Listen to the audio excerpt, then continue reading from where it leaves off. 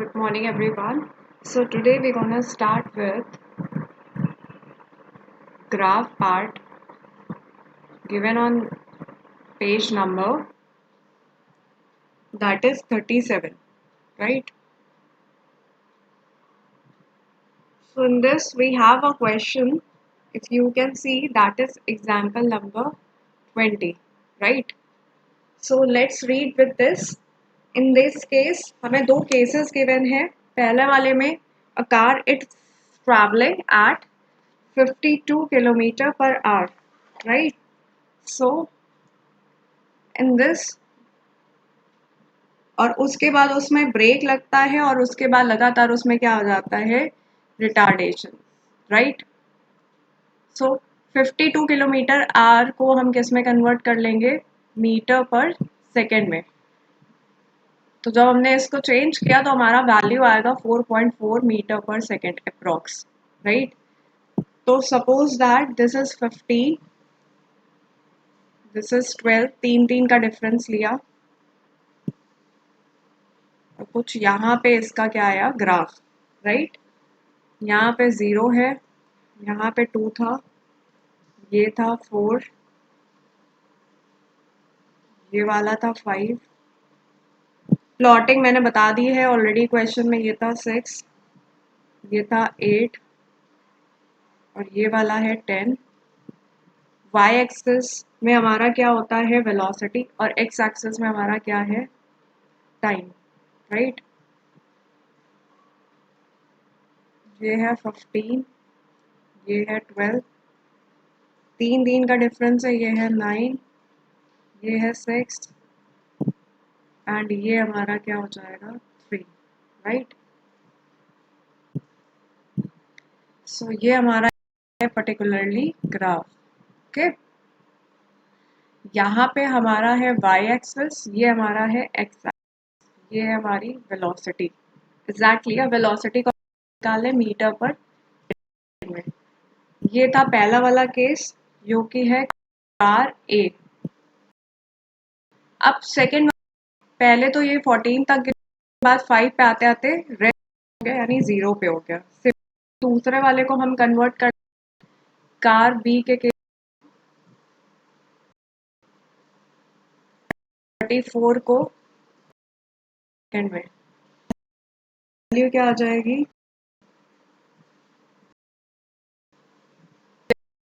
जैसे ही हम चेंज करेंगे what we gonna see that इसका भी आंसर हमारा डेसिमल में आएगा.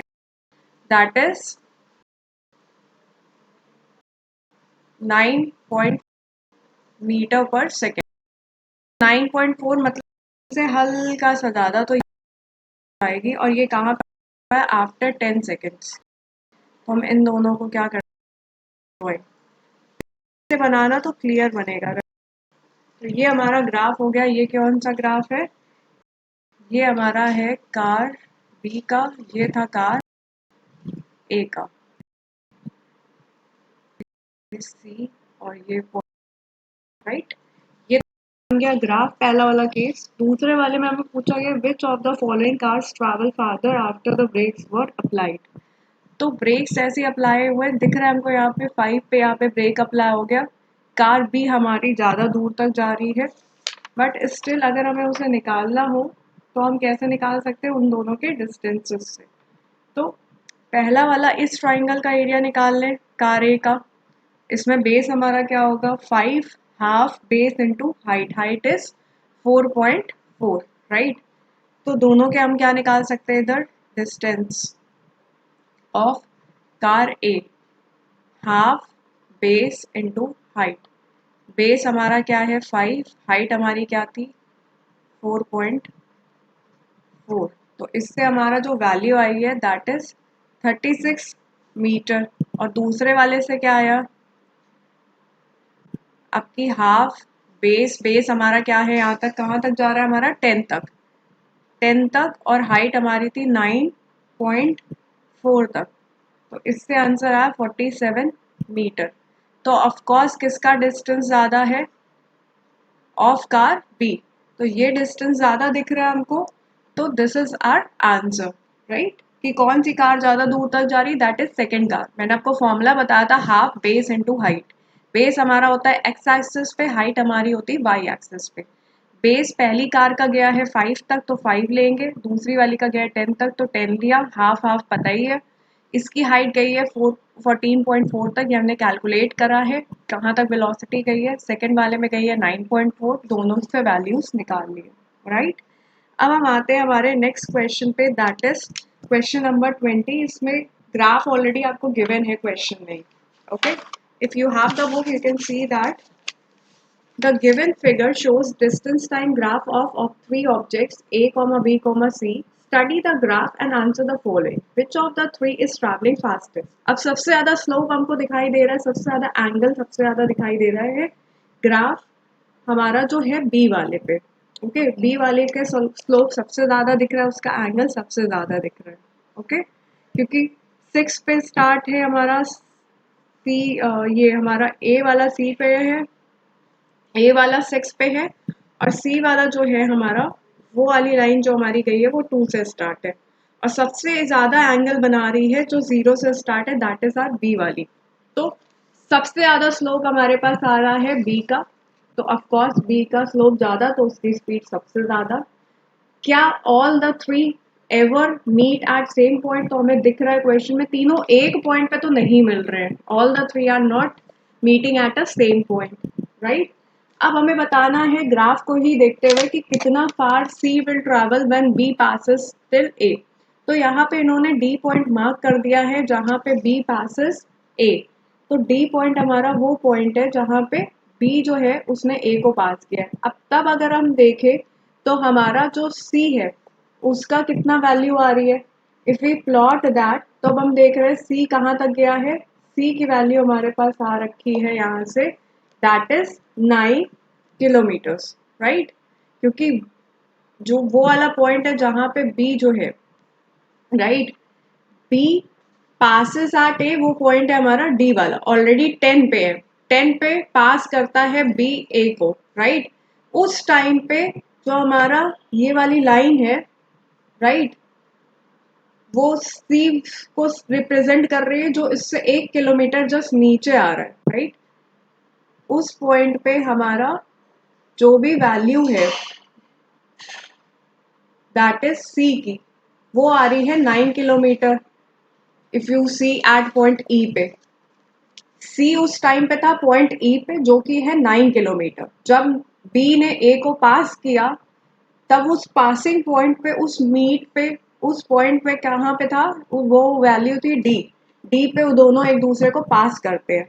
उस टाइम पे सी कहाँ पे था, इन्होंने वो पॉइंट बना दिया ई, जिसकी वैल्यू आ रही है 9 किलोमीटर। ऐसे हमको दूसरे को बहुत ज़्यादा करीब से देखना है, how far B travels by the time it passes three. अब बी कितना पास हुआ जब उसने सी को पास किया, तो पहले जब उसने सी को पास किया है वो सबसे नीचे थोड़ा सा आता है, क्योंकि ऊपर जाके तो नहीं मीट कर रहा है, दैट मीन्स वो पॉइंट है एफ जब बी ने सी को पास किया, right. That meeting point is F. अब हमें बताना है, और एफ पे बी कितना था, वो सामने जब परपेंडिकुलर मार्क करेंगे तो हमें दिख रहा है कि वो कितना था, 7 किलोमीटर्स, राइट। सो इस क्वेश्चन को थोड़ा ध्यान से एक और बार, if you want to you can ask me, वो हम बता देंगे फिर से लाइव क्लासेस में कि कैसे निकालना है पॉइंट ऑफ इंटरसेक्शन, और उसके परपेंडिकुलर आपको देखना है कि कहाँ पे मीट कर रहा है, राइट। ग्राफ से ही समझ में आ सकता है, और अगर डाउट क्लासेस में नहीं पूछते हो that is your fault. Although कल तो पहली चीज तो आपका ओरल है, you have to give the oral exam also. आखिरी क्वेश्चन पे चलते हैं, पहले तो आपको ग्राफ प्लॉट करना है, ठीक है। ग्राफ, सॉरी, प्लॉट क्या करना है, ग्राफ इज ऑलरेडी गिवन, ठीक है। सेकेंड पार्ट है कौन सा पार्ट, यूनिफॉर्म मोशन, जिसमें कांस्टेंट वैल्यू आ रही है। तो कांस्टेंट वैल्यू आना स्टार्ट हुई है एफ से लेके हमारा जे तक। तो सेकेंड पार्ट में तो कुछ नहीं करना था, क्योंकि कांस्टेंट वेलोसिटी देखते हुए हमें दिख रहा है कि एफ से जे तक में सीधी लाइन है, स्ट्रेट लाइन है, तो वो तो हमारा हो गया यूनिफॉर्म मोशन का ग्राफ। पहला पार्ट में पूछा गया है how far the car travels in first 4 seconds, shade the area. पहली बात तो शेड करो और उसका डिस्टेंस निकालो, राइट। तो डिस्टेंस निकालने के लिए हमारे पास टाइम हमको गिवन है 4, बट हमको स्पीड कैसे निकालनी पड़ेगी। स्पीड का अगर हम एवरेज देखें तो एवरेज कभी भी निकलता है किसी का सम करके, sum of two velocities by time या स्पीड, तो 600 प्लस 0/2 करोगे तो 300 आएगा। डिस्टेंस का फॉर्मूला होता है स्पीड इंटू टाइम से, राइट? तो 300 इंटू 4 कर लो, answer is 1200 metre. Is that clear? So this is the 22 question. इसमें कुछ नहीं करना था, सिंपली आपको ग्राफ प्लॉट करना है। उसमें गिवन है 600 है, एक 100 है, दोनों का एवरेज निकाला, एवरेज स्पीड आ गई, एवरेज स्पीड आई 300, टाइम 4 सेकेंड तक ही, फर्स्ट 4 सेकेंड बोला गया तो टाइम, स्पीड इंटू टाइम, तो डिस्टेंस आ गया 1200 मीटर।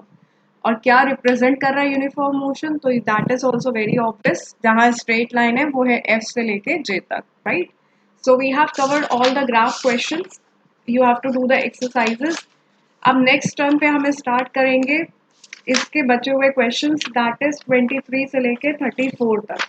हार्डली 10-11 क्वेश्चन है, इजी इजी क्वेश्चन है, सिर्फ 3 इक्वेशन के मोशंस को पुट करना है, यूनिट सेम करनी है, हार्डली 1 और 2 10। By Saturday your chapter will be finished. इसके असाइनमेंट्स भी आपको मिलना स्टार्ट हो जाएंगे, इंटरनल्स में असाइनमेंट्स के मार्क्स है, तो you have to submit the assignment. मैं आराम से बैठ के चेक कर दूंगी, अगर कोई डाउट है यू कैन आस्क मी, अगर कोई डाउट नहीं है इट्स क्लियरली मीन्स कि आपको सब कुछ आता है, तो उसके मार्क्स भी आने चाहिए। लाइव क्लासेस में you will not sit ideally, you will ask if कोई क्वेश्चन में क्वेरी है, कि 9th में अगर न्यूमेरिकल नहीं कर पाए तो 10th में बहुत प्रॉब्लम होगी। I hope this part is being clear. That's all for today, thank you.